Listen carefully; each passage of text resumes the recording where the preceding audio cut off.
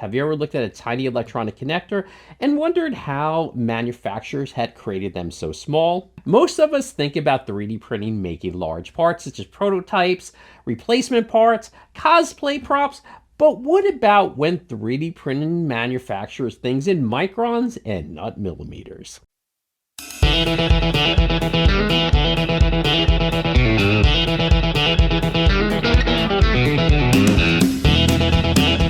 I'm Brian DeLuca, and this is MakerBuildIt, where we turn ideas into projects. If you're like me and you like electronics and 3D printing, this is definitely the one for you. We're talking to Boston Micro Fabrication about making really tiny 3D printed parts, and explore how these machines are being used in electronics, medical, and fiber optics. I'm Brian DeLuca. I'm here at Rapid TCT at the Boston Micro Fabrication booth with Kurt. Kurt, can you show me what you have going on at the booth today?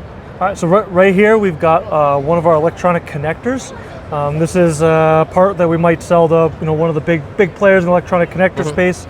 Our specialty is being able to do those really small walls, really small kind of slats or holes that you're really hard to make if you're molding or machining or doing some other manufacturing method. So you mentioned these were used in electronics.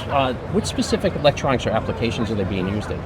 So we make a lot of connectors, so it'll be like the plastic casing that would be the connector, especially if it's something that's custom that you're maybe doing small runs or high mix, where it's kind of hard to justify molding.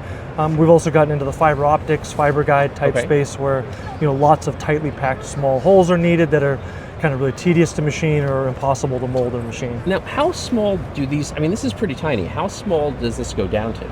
So we can get down as small as 10 micron features on our highest precision machine. We really specialize in that 10 to 100 micron range where nobody else can kind of hit that precision and tolerance that we can. Now you also have a new machine over here, Yes, we do. Can we look at that? So now this is a new machine. When did this come out? We released this a couple weeks ago. Oh, wow. And so this show is kind of the grand reveal to the world. We've got it here to demonstrate with customers.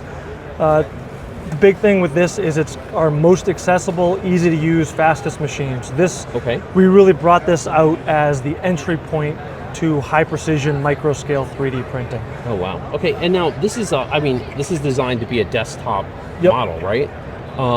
And what are the specs on this? Like how small can this print?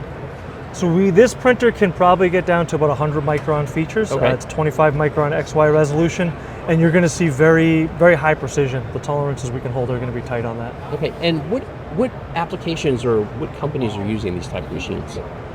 So this we see as a really good option for maybe university customers that are looking for an entry point, or just any kind of commercial customer, medical device, electronic company who wants kind of that entry point where they're trying to bridge the gap between kind of more traditional 3D printing. They need that micro scale, but maybe our higher end machines are just a little bit out of reach for them at the moment, or they don't quite need that precision.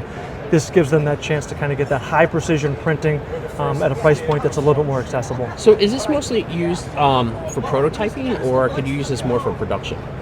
So a lot of our machines, 3D printing, kind of prototyping is still the main use, but we're seeing even on our higher end machines, more end use production.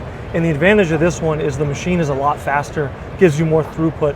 So it gives you the opportunity to do especially kind of maybe low quantity end use, or if they're really small parts, more end use production if the materials work. Okay. Is there a demo on this you could show us? Oh yeah, of course. So we're on the print screen here.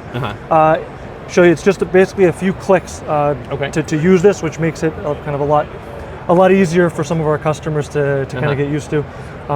First, you just select the file. So this is a file that you would have preloaded. This right here is one of our endoscope shells. Really small holes, tight tolerances. Next, you're going to choose your material. So we'll go with, you might be using bio for our endoscope shells, one of our biocompatible materials. You choose the specific material. You're going to choose the layer height that you're at. You click next, and the machine has already preloaded the parameters into you. If you want to tweak these, you got the ability to, but our preset parameters are going to give you, high quality parts without any extra work. So what materials? I saw there were multiple materials there. What materials can this handle?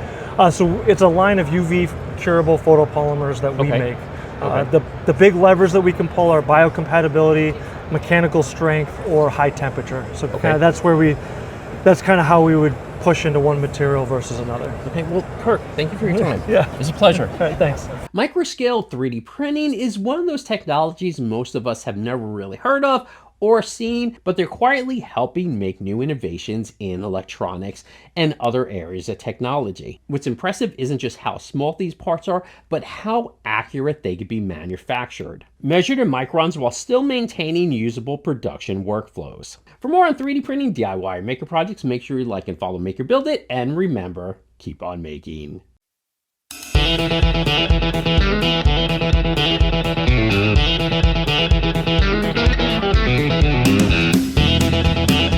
Oh, most people think about making things bigger with 3D printing, but sometimes the most impressive innovations are making things smaller.